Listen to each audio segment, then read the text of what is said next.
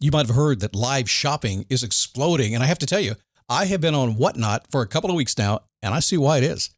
Now, Whatnot is my sponsor, and they are the reason I got on the platform and checked it out. I'm glad they did. They made it easy for me. I'm going to make it easy for you. I love it. Whatnot is where you get great products without paying full price. It's that simple. I'm hooked on their live shows, too. You got to see them. They're so much fun. And I see why Whatnot has climbed to the top of the App Store. And listen, if you're selling online, or maybe you have a storefront and you're hoping people will find your listing or maybe walk in your store, Whatnot flips that, because on Whatnot, you go live and you sell directly to people in real time. And I may admit, although you didn't hear from me, I may have picked up a couple of power tools or so in the past couple of days. I'm just saying. Whatnot, it's the largest dedicated live shopping platform with beauty, collectibles, electronics, luxury, fashion, even cookies, and anyone can sell. In fact, people who sell on Whatnot sell 10 times as much as any other major marketplace. That's because you're not just listing products, you're building real connections with buyers. So whether you're shopping or you're selling, download the Whatnot app today and get free shipping on your first order. Just search WHATNOT, Whatnot, in the App Store and start scoring amazing deals. So I was whining to my wife the other day, said, I need new glasses. And she said, well, get some. I couldn't tighten them anymore. They were scratched. You know the thing, right? But I didn't want to go through the process because you have to make the appointment. You have to spend weeks to get them done. And you got to pay a fortune, right? That's real. But I did. I spent $500 on frames and glasses, and that was cheap. And then I ordered a pair from my sponsor, Zenni Optical, for $70.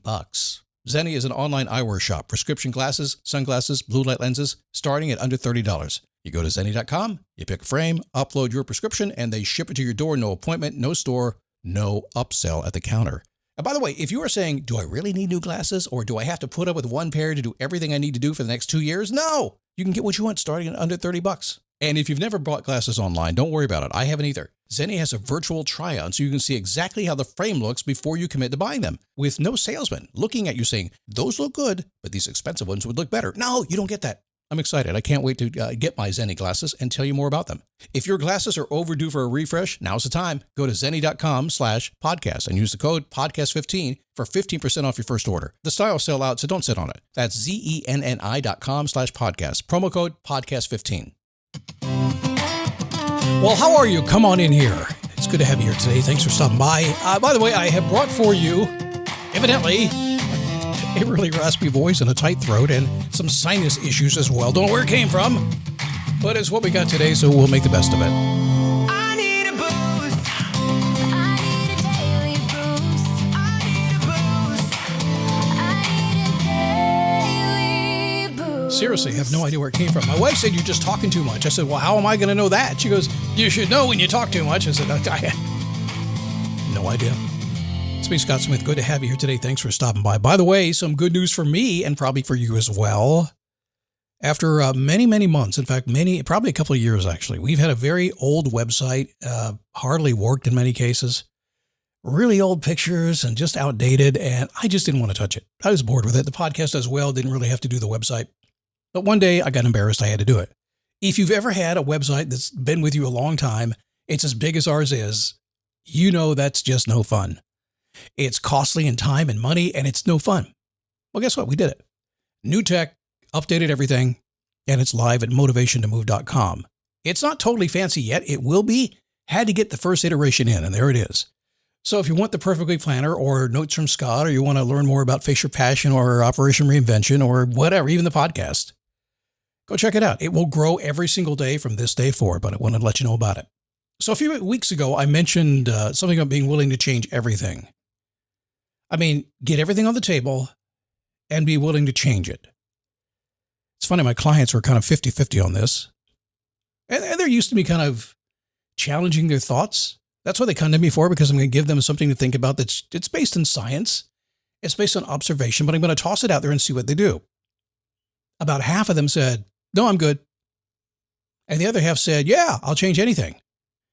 But after a week went by, they were all like, yeah, well, it depends. I guess, yeah, we'd be willing to. And that's kind of where it all gets to. We put the stuff out there and then people start thinking about it. And yeah, it'd be kind of cool.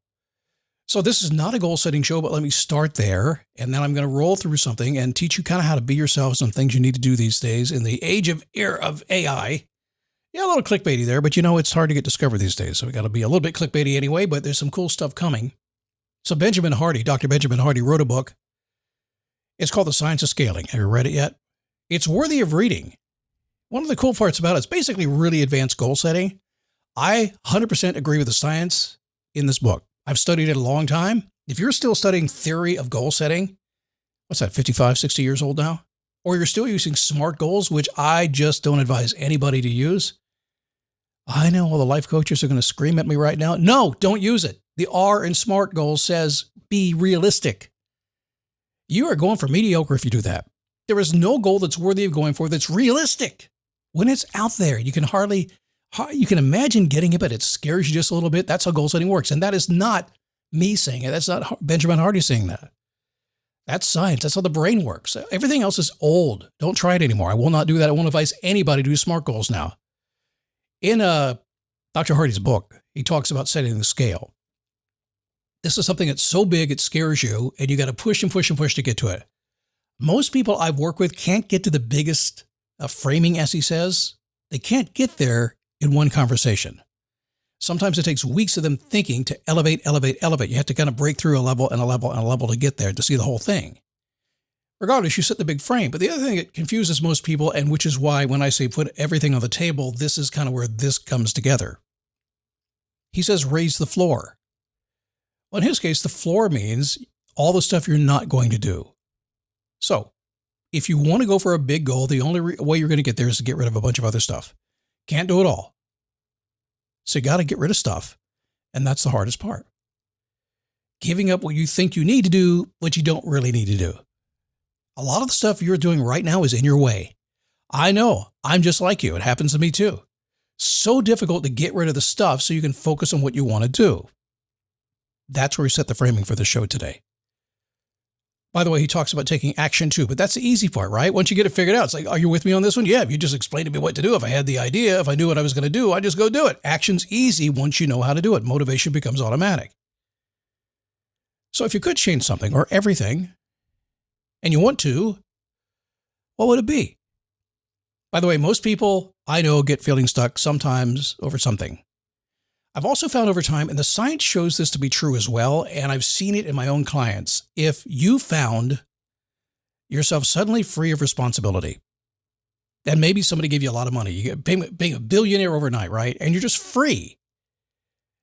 What would you change? Most people would change a lot. All the stuff you don't like would be gone. It works the other way around too. Some people completely broke, don't have a penny, 2 pennies to rub together, and they're like, whatever. You know, if it doesn't matter because you don't have anything, or if it doesn't matter because you have so much, you're going to do what you want to do. Most people I know are somewhere in the middle. I'd probably be out of business if they weren't. Most people are in the middle. It's probably where you are too.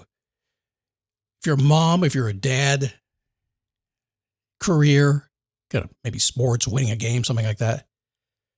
I think being your best always comes down to a couple of things. Let me go through a quick list of some ideas here. I jotted down for you just a little bit ago before I got on this podcast. Number one, you're always going to do better if you do what you love and are good at naturally. Now, you hear people talk about this all the time, but notice what I said. Good at naturally. You will always have an edge over others when you stay in your wheelhouse. By the way, I personally found something. There is a big difference between your skills and your gifts. My clients are the same. I'm the same. I see you. Avatar: Fire and Ash is now streaming on Disney+. It's the film critics are calling the best Avatar yet. Go, go, go, go! A true epic and completely jaw-dropping. This is the only pure thing in this world. Return to Pandora on Disney+. It will be an adventure for the whole family. And watch the Oscar-winning phenomenon at home. This is sick! Avatar: Fire and Ash, now streaming on Disney+. Rated PG-13. Growing up, I would have good skills and do pretty good if I worked really hard enough. But I had a lot of gifts in a lot of areas. I could ride my gifts beyond anybody who had great skills. But when you put skills and gifts together, watch out. Here's the thing I see with a lot of people, and something to think about. You're getting out of bed and living your day. It's what you do, but it's really your skill set that you're doing every single day. And you're proud of it, and you love it, and you're doing it, maybe. But is it what your gift is? Is it what you're put on this planet for? There is a difference. And once you notice what that gift is, and then you start applying skills to that, your world changes. I used to laugh about American Idol. I don't watch it much anymore, but I used to watch it a good amount, like a lot of people. And I would laugh at these kids. I'd be 18 years old. I'm working my whole life to do this. Whole life, they're 18. Naturally good singers, but when you watch the videos, you realize they've been singing since they could talk. They've been performing since they could walk. Naturally gifted, worked really hard. Put it together, watch out. Just because you perfect your skills does not mean your path is going to be easy. You got to have that gift in there. Your unique gift. So use it. When you use your unique gift and those skills, you become unbeatable. Trick is to figure it out. Now, this one has changed a little bit in the world of AI. You need to commit your focus toward mastery. Being a jack of all trades doesn't really work. Specialists always win over generalists. Now, I just said that because that line was actually written from a note I'd written many, many years ago. And as I put it in there, I said, okay, this is cool. That used to be the thing. And in some cases, it still is. You certainly want, like when I had my hip replaced, I wanted my orthopedic doctor to be a specialist for sure, an expert actually. But we live in the world now of AI, where becoming an AI specialist is not really the key here at this point. In fact, because information is now dominated by AI, the vast majority of the population isn't using it for what it can do yet. But once they begin to, they're going to realize that all the information they ever wanted, all this information specialists used to give them that they ever wanted is now right on your phone. As quickly as you can ask ChatGPT, it's going to give you the answer. So what's really coming around these days is being more of a generalist, understanding everything that's happening. So you can take all these little queries into a chatbot and then put the human experience on top of that and then discern what's right and what's wrong. That's really the key right now. So you kind of have to be like an AI wrangler, sort of. A generalist that kind of knows a lot about a lot of specialists and can manage all the specialists. That's kind of where this is going. Now, this doesn't apply for everything, for sure. But for a lot of people in the working world these days, absolutely. So it's changed. If you don't believe me, just do a little research. You'll pick up on the trend right now. For years and years and years, they said, be a specialist, be an expert. Still applies in some areas. But the vast majority of people, they better broaden it out a little bit. It just depends on what you're going to do with your time. Another thought is spend more time doing than learning. There is a huge difference between knowledge and wisdom.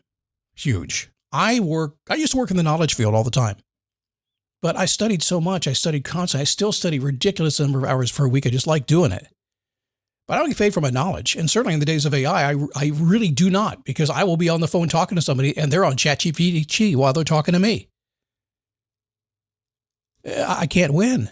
ChatGPT is smarter than I am, smarter than you are, smarter than almost everybody, almost altogether. It is the wisdom that succeeds. AI can confuse a lot of people. It's human interaction and experience that really matters. So as this thing begins to grow, and I understand that I study it more than most people, but I also live in a world among regular people. And I see people are kind of drifting along thinking, well, what am I going to do here? Get out of the learning mode, get just enough, then get out and do stuff and be human about it. Watch what happens. Life will change. If you're a Zoomie, by the way, you need to hear this. If you're under 30 years old, you guys are in love with AI. It's kind of all you do. I get it. You were raised on screens, first generation, just to be all digital. But you really, really need to wrangle up some AI, some bots or something, instead of just reading all the time. It's just the surveys about the younger people under 30 seeing AI as basically their coach. It's just information. And they're just scrolling and scrolling and scrolling. And the challenge is it doesn't transfer into the regular world. Something to think about at least, right? Hiring a coach. If you are at the top of your game and you want to go from second place to first place, you got to hire a coach. I hire coaches. People hire me. Why? It's faster. It's more fun. I can read a book. A book is a great way to go because a book has, you're taking somebody's life work and literally getting it for $19.95. ChatGPT is great for that as well. It's all good. It's all smart. It's cool. All my clients are smart, but they hire me. Why? To sort things out. My perspective, my particular experience saves them years and probably hundreds of thousands of dollars. I hire coaches to do the same thing for me. It's their experience. They can just one answer, boom, I'm off and running for a month. Hire a coach if you don't have one. I know you don't need one. Get an AI coach. It's okay to a certain level. Watch what happens when you get to the level and see who they're hiring. Keep going till you get what you want. Never stop. Never make excuses. I've said that for years. I've updated it. Here's a caveat for you. If you're not doing and using your gifts and happy at what you do, don't keep going. Be a good quitter. I get yelled at all the time. The only thing I get yelled at more about, if I say no smart goals, I get yelled at. If I say be a good quitter, I get yelled at. You guys are so used to sticking with it. I got to stick in the game, man. It's all going to be on my permanent record. I got to stick. No, you don't. If you're not happy, if you're not using your gifts, if it's not going your way, freaking quit. You have options. Be smart about it. Don't do it today. Don't huff and puff. But be smart. Just stop and stop making excuses that it's okay, that you'll get there someday. Life is so much shorter than you think. It really is. It flies so fast. I waited for a long time. I said, you know, when I'm 50, I'll be beautiful. And then I got old like overnight. It was crazy. So you see, I spent a lot of time talking about this. I always have. Ever since I was 18, I've been talking about this, and I've gone out and lived my life this way. And I happen to have now the experience of 40 plus years of me living and kind of doing what I want to do. And now almost 25 years of coaching and working with tens of thousands, if not hundreds and thousands of people around the world. Yeah, I got my PhD, as Tony Robbins says, in results in people. And you begin to notice things. You begin to see things that happen. And ultimately, it comes down to being very, very simple. So there's a tone that comes out on my shows. If you listen to this, you might just poo-poo and run past it. But right now, I tell you what, as I'm talking, I know somebody's listening right now. There's a few words or something that popped out during this mushy podcast I did with my bad voice and everything else that you're going, hey, wait a second, that's kind of making some sense to me. Now, a few thoughts to share with you today. So bottom line is you got to get out of bed tomorrow morning. Most of us aren't going to lay around and go, oh, well, I don't want to get up. We're going to get up and do something, right? I don't know. I just have to assume if you're listening to this kind of show, you kind of want a little more than you got. That's kind of what I'm thinking. You want a little bit easier. You want something, right? I'm not talking to somebody who doesn't want anything. You're here. And if you are here, I don't know why. But anyway, glad to have you anyway.